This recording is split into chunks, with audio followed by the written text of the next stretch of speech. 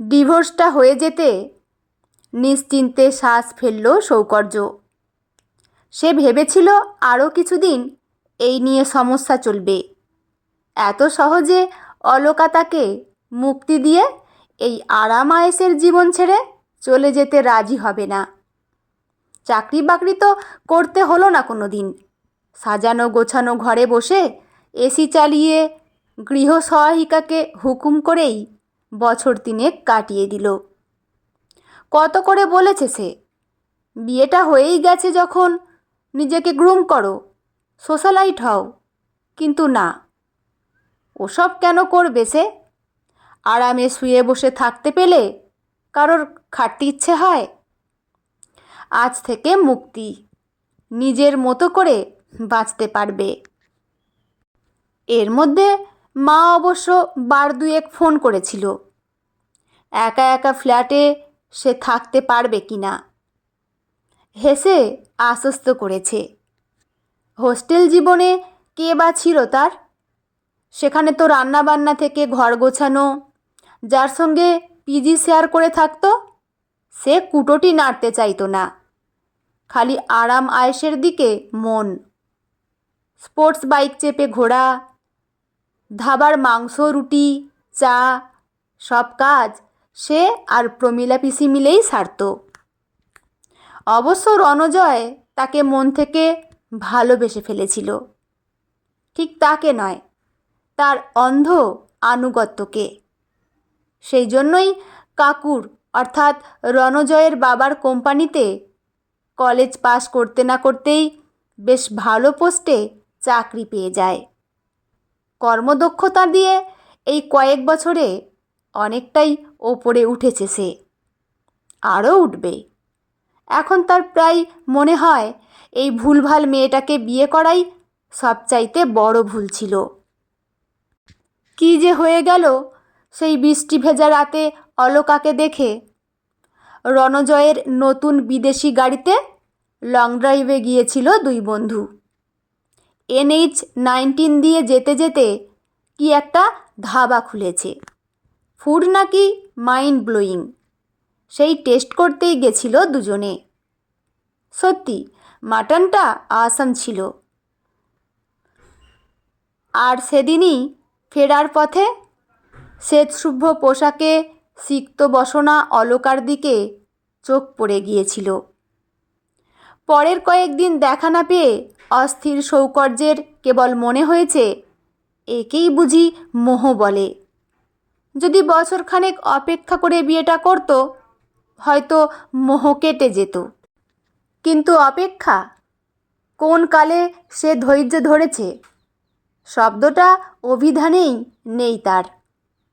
যা চাই তা এখনই চাই, যে কোনো উপায়ে চাই। এক্ষেত্রেও এমনটাই হয়েছিল। সৌকর্যের জেদের কাছে নতি স্বীকার করে রেজিস্ট্রি ম্যারেজ আর আনুষ্ঠানিকভাবে স্বীকৃতি হিসাবে একটা রিসেপশন পার্টি দিয়ে ফ্ল্যাটে এলো অলকা। এলো সৌকর্যের লাইফ পার্টনার হিসেবে। তার কিছুদিন পর থেকেই তার মনে হতে শুরু করলো অলকা আসলে বড় সাদা মাটা, তার মতো কর্পোরেট ব্যক্তিত্বের যোগ্য নয়। সেদিন বৃষ্টি না হলে, সিক্ত বসনে না দেখলে ওই সৌন্দর্যের বিভ্রম মনে জন্মাতো না।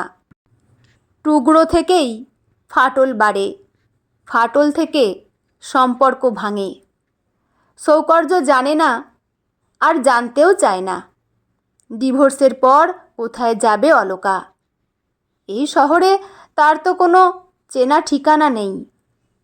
ঠিকানা নেই, খুঁজে নেবে ঠিকানা। খুঁজলে মানুষ ঈশ্বর পায়। এ তো কোনো রকমে একটা মাথা গোজার ঠিকানা, পেয়ে যাবে ঠিক। সোনালি তরলে চুমুক দেয় সৌকর্য। কিনে আনা চিংড়ি ভাজাগুলো চিপস আর স্পাইসি মেয়োনিজ প্লেটে সাজিয়ে আরাম করে সোফায় বসে একটা ডকুমেন্টারি দেখতে দেখতে তলিয়ে যায় ঘুমের দেশে। ডিভোর্স হওয়া অবধি রণজয়ের সঙ্গেই ছিল সে, তার বাংলোয়। বিশাল বড়লোকের একটি মাত্র ছেলে, বাড়িতে গৃহকর্মীর অভাব নেই। মুখের কথা ফেলতে না ফেলতে হুকুম তামিল হয়ে যায়। বন্ধুর মানসিক অবসাদের কথা ভেবে সেই প্রস্তাব দিয়েছিল সঙ্গে থাকার। আপত্তি করেনি সৌকর্য। কেন করবে? চাহিবা মাত্র সব কিছু পাওয়ার অঙ্গীকার থাকে যেখানে, সেখানে কোন বোকা নিজের পায়ে কুড়াল মারে? আজ সকাল অবধি জানতো না রাতেই নিজের ফ্ল্যাটে ফিরে আসতে হবে। কাল রাতেও দুই বন্ধু ওয়েব সিরিজ দেখে সময় কাটিয়েছে। হুকুম করা মাত্র পার্সোনাল শেফ বানিয়ে দিয়েছে ড্রাই চিলি চিকেন পিৎজা। সকাল হতে না হতেই রণজয়ের একটা ফোন এলো। থমথমে মুখে জানালো সে, অন্ততপক্ষে বছর খানেকের জন্য তাকে দেশ ছাড়তে হবে।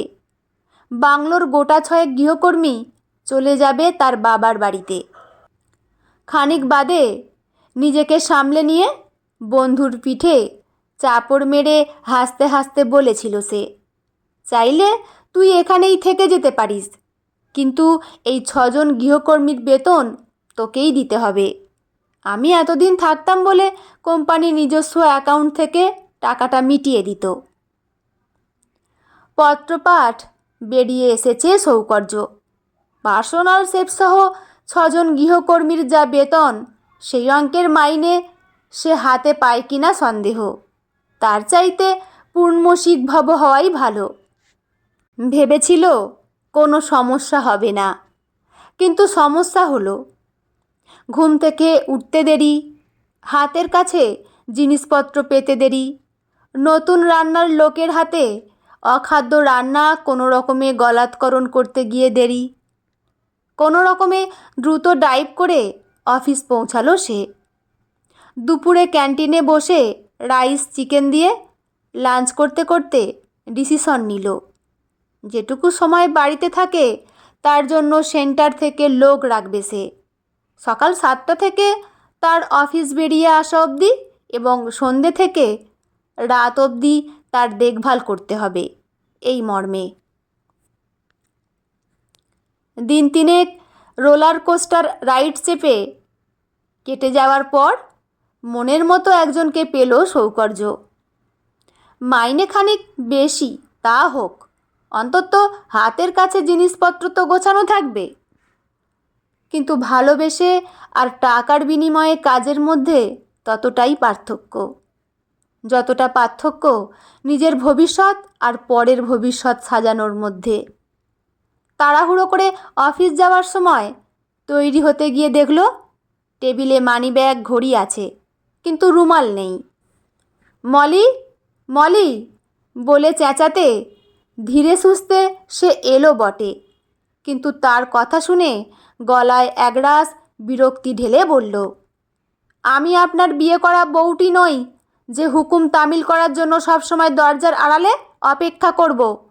নিজের রুমালটা নিজেই একটু খুঁজে নিন, জিনিসপত্র গুছিয়ে রাখুন। রান্না চাপিয়েছি, আপনি বেরিয়ে গেলে আমাকেও সেনগিন্নির বাড়ির রান্নাবান্না করতে যেতে হবে।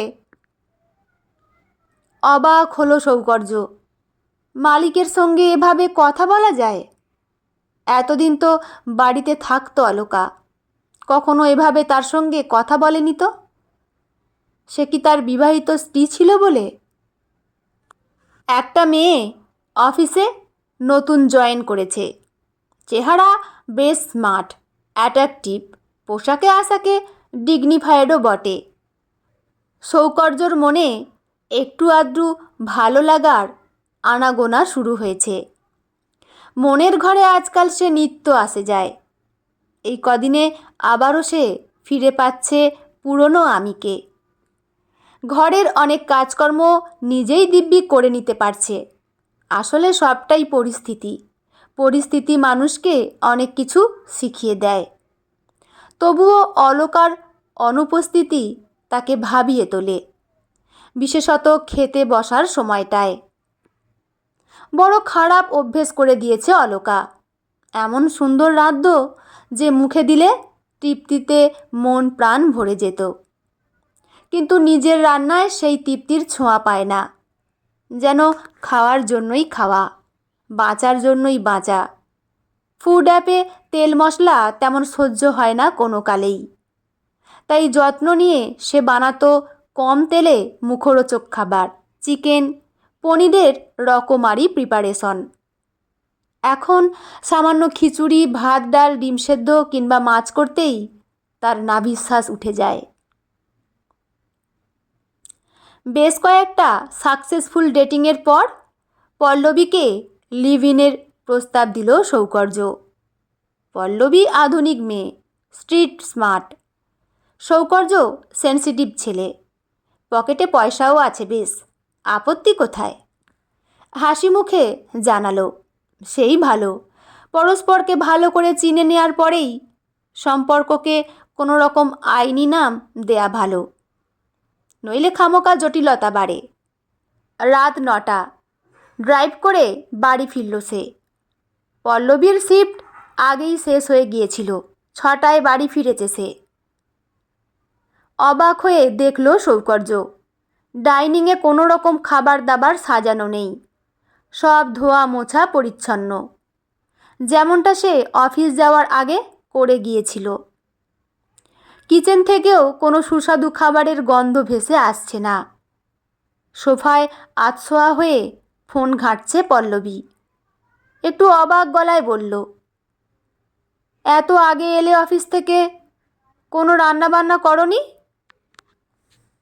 এতক্ষণ ওয়েব সিরিজে বুঁদ হয়ে থাকা পল্লবী ততোধিক অবাক হয়ে কান থেকে ইয়ারপড খুলল।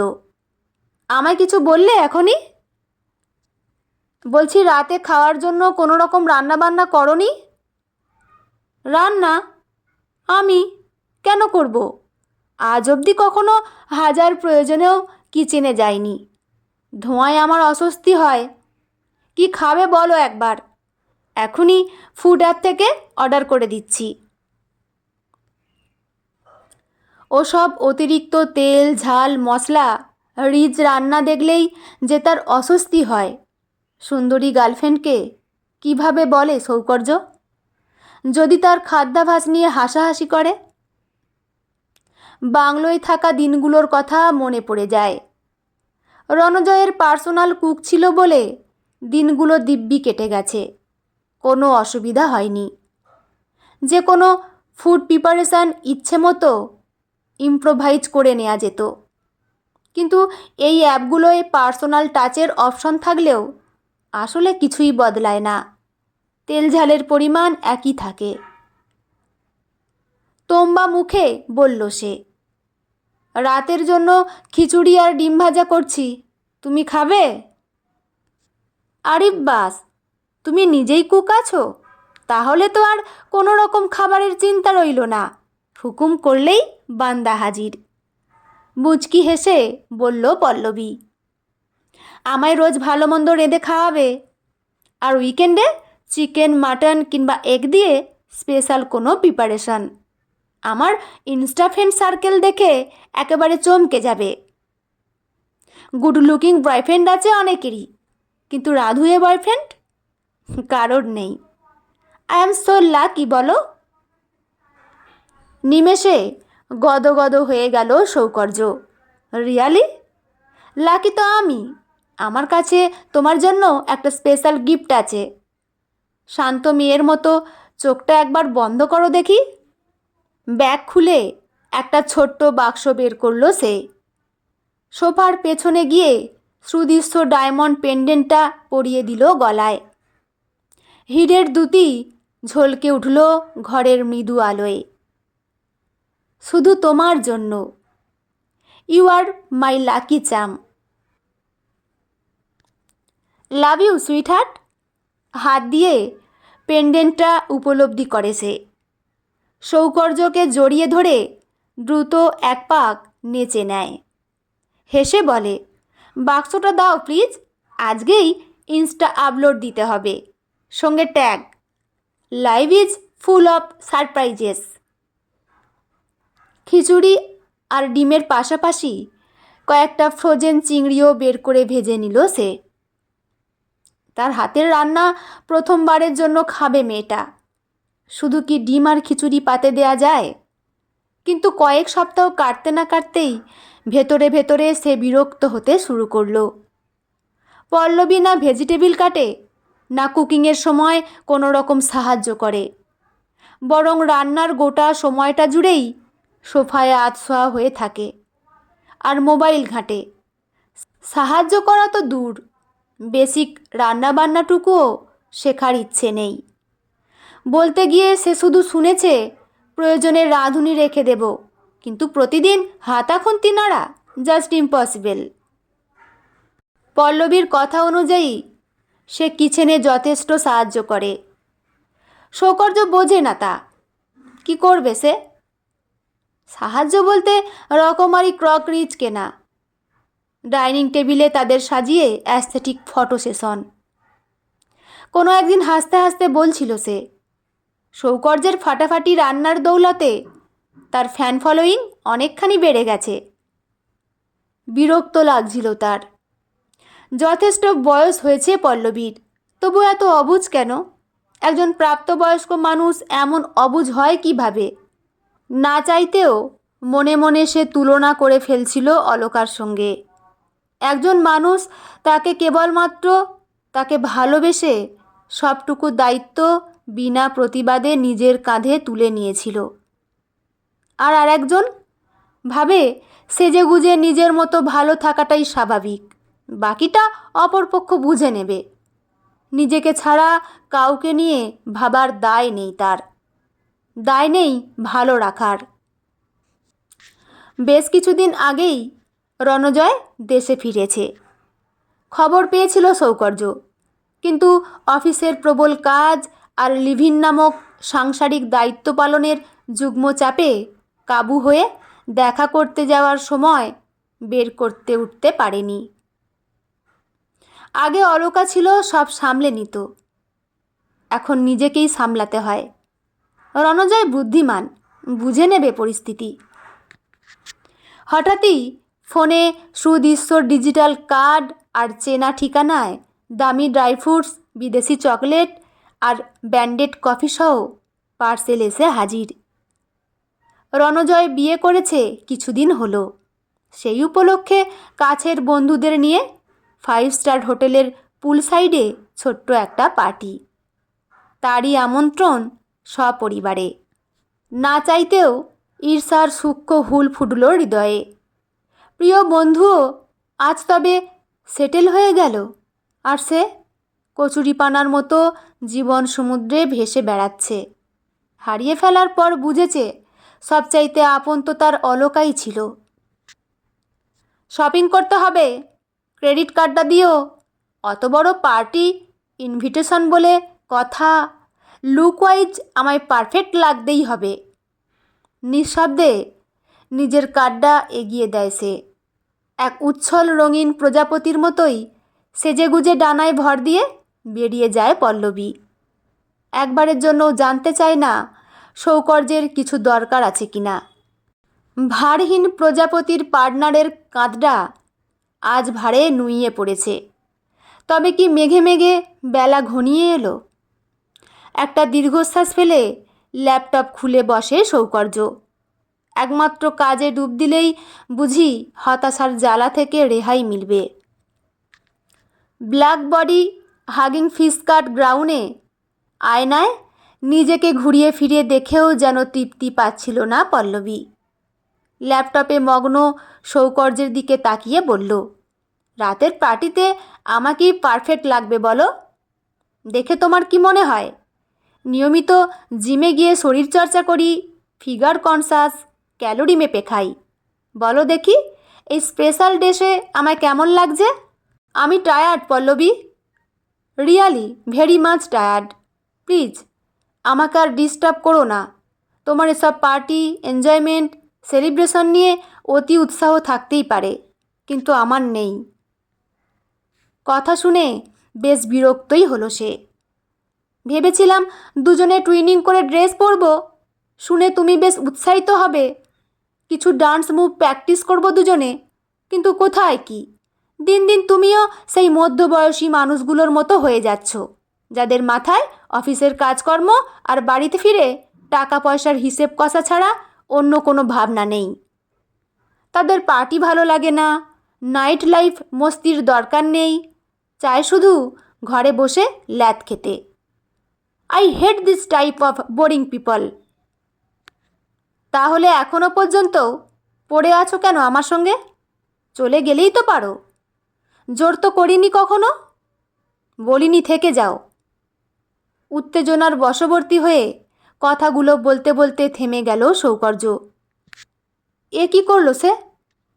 কেন সাময়িক উত্তেজনাবশত কথাগুলো বলে ফেলল? সত্যি যদি পল্লবী তাকে ছেড়ে চলে যায়, একলা ঘরে কিভাবে থাকবে সে? কিভাবে কাটবে একাকিত্বে ভরা রাতগুলো? কিন্তু কে না জানে, ধনুক থেকে তীরের ন্যায় মুখ থেকে বাক্য একবার বেরিয়ে গেলে সহজে তা ফিরিয়ে নেওয়া যায় না। কাজেই স্তব্ধ হয়ে সোফায় বসে রইল সে। আজকাল আর আমাকে তোমার ভালো লাগছে না, তাই তো? সেজন্যই আমার কোনো কিছু তোমাকে উত্তেজিত করতে পারে না। আয়না সত্যি বললেও সত্যি স্বীকারে বড় অনীহা তোমার। যা বুঝছি, দিন শেষে ছেলেরা সবাই এক। পছন্দের মেয়েকে পাওয়া হয়ে গেলেই সব ভালোবাসা শেষ। তাদেরও যে মন আছে, ইচ্ছে আছে, সে খবর রাখার কথা তারা বেমালুম ভুলে যায়। রেখেছ কখনো আমার মনের খবর? জানতে চেয়েছো আমি কি চাই? নিজেকে নিয়ে, নিজের সৌন্দর্য, পার্টি, লাইফস্টাইল, ইনস্টা ফ্যামিলি নিয়ে মত্ত থেকেছ দিনের পর দিন। একে কি ভালোবাসা বলে? উষ্ণতা ছাড়া কি ভালোবাসা বাঁচে? কথাগুলো খুব বলতে ইচ্ছে করলো সৌকর্যর, কিন্তু মনের কথা কবেই বা পল্লবীকে বলতে পেরেছে সে? বললে হয়তো সম্পর্কটা এতদিন চলতো না। সামান্য থেমে নিজেকে গুছিয়ে নিল সে। আমার ভুল হয়ে গেছে প্লিজ, আমি ইচ্ছে করে কথাগুলো। আর আমার ওপর রাগ করে থেকো না। আজ বিকেলেই আমরা একসঙ্গে মুভি দেখতে যাব। ফেরার পথে তোমার পছন্দের চাইনিজ রেস্তোরাঁ থেকে ডিনার সেরে আসব। আই লাভ ইউ জান, সত্যি এখন আমার খুব ভালো লাগছে। হাসতে হাসতে ভেতরে চলে গেল পল্লবী। এখন ঘন্টা 2 ধরে ওকে সাজতে হবে। রেস্তোরাঁয় ডিনার মানেই কিছু aesthetic photo, show off, insta life, insta family. রণজয়ের হাত ধরে যাকে স্টেজের দিকে আসতে দেখল, এই অভিজাত পরিবেশে তাকে নতুন করে কনের সাজে দেখতে হবে, অতি বড় দুঃস্বপ্নেও ভাবেনি সৌকর্য। অবাক হয়ে সেদিকে খানিক তাকিয়ে রইল। বুকের ভেতরটা কেমন যেন করছে তার। পেছন থেকে ছুরি মারা বুঝি একেই বলে। চোখ দুটো জ্বালা করছে, যে কোনো সময় বাঁধ ভাঙল বলে। কিন্তু অলকা, সে কি করে এমন হাসি মুখে আজ স্টেজে উঠতে পারে? চেনা মানুষ এতটাই অচেনা হয়ে গেল এই 2 বছরে, যে পুরনো অতীত একবারও তাকে নাড়া দিল না। ভালোবাসা এত সস্তা হলো কবে? সমাজের উচ্চ শ্রেণীর মানুষগুলোর সঙ্গে গল্পে মেতেছে পল্লবী। হাতে সুদৃশ্য ককটেলের গ্লাস। সে তো এসবই চায়, সৌন্দর্যের উদযাপন, আধুনিকতার উল্লাস। ধীর পায়ে গেটের দিকে এগিয়ে যাচ্ছিল সে। চারপাশে এত মানুষজনের ভিড়, তাও নিজেকে ভীষণ একলা মনে হচ্ছে। এতদিন কেবল জিতেই গেছে, কেরিয়ার, ভালোবাসা, সিঁড়ি বেয়ে উঠেছে তরতরিয়ে। তাই কি আজ এই হার মানতে এত কষ্ট? চেনা হাতের ছোঁয়া পেয়ে পিছন ফিরল সে। ভাবছিস নিশ্চয়ই এসব হলো কিভাবে? আমি চাইনি, কিন্তু ভালোবাসার ওপর কারই বা হুকুম চলে বল? তুই নিশ্চয়ই জানতিস অলকার নার্সিং ট্রেনিং নেওয়া ছিল। ডিভোর্সের পর এখান থেকে চলে গিয়ে পাহাড়ি এক হাসপাতালে নার্সিংয়ের কাজ নিয়েছিল। আর কি আশ্চর্য সমাপতন দেখ! পাহাড়ে ঘুরতে গিয়ে কায়দা করে গাড়ি চালিয়ে অ্যাক্সিডেন্ট করে আমিও ভর্তি হলাম সেখানেই। দিন 2 জ্ঞান ছিল না। জ্ঞান ফেরার পর চোখের সামনে চেনা মানুষ দেখে চমকে উঠেছিলাম। অলকা হেসে বলেছিল, অনেক দিন হলো। অতীত পেছনে ফেলে এসেছি। আপনি দ্রুত সুস্থ হয়ে উঠুন। ক্ষত গভীর ছিল, ধীরে ধীরে সুস্থ হলাম। সেই সঙ্গে অলকাকে নতুন করে চিনলাম। এমন সেবাপরায়ণ, এমন উদারমনস্ক। দেরি না করে প্রস্তাব দিলাম। আসলে নিঃস্বার্থ ভালোবাসা তো কখনো কপালে জোটে না, তাই ভাবলাম দেরি করলে যদি মানুষটা হারিয়ে যায়। আর অমনি অলকা রাজি হয়ে গেল। অবশ্য হবে নাই বা কেন, বড়লোকের একমাত্র ছেলে, শাঁসালো পাত্র যে। ব্যঙ্গতিক্ত স্বরে বলে উঠল সৌকর্য। আজ যেন কিছুই তার আর হারানোর নেই। চাকরি যাবে, যাক সে চাকরি। দরকার হলে ক্যাব চালিয়ে বাকি জীবনটুকু বেঁচে নেবে। এতদিন সংসার করে এই তুই অলকাকে চিনলি? ব্যথিত স্বরে বলে রণজয়। অলকা অমন মানুষই নয় রে। পার্থিব সম্পদের প্রতি তার কোনো লোভ নেই। কেন সে আমায় বিয়ে করতে রাজি হয়েছে জানিস? আমার প্রতি করুণায়। তোকে করুণা করার কি যোগ্যতা আছে ওর? তোর আর্থিক অবস্থা আর ওর, দুইয়ের মধ্যে আকাশ পাতাল ফারাক। শুধু কি অর্থ দিয়ে সব কেনা যায়? কেনা যায় আন্তরিক সেবা, ভালোবাসা, পাশে থাকার অঙ্গীকার? অমন আগলে রাখার ক্ষমতা কজনের থাকে?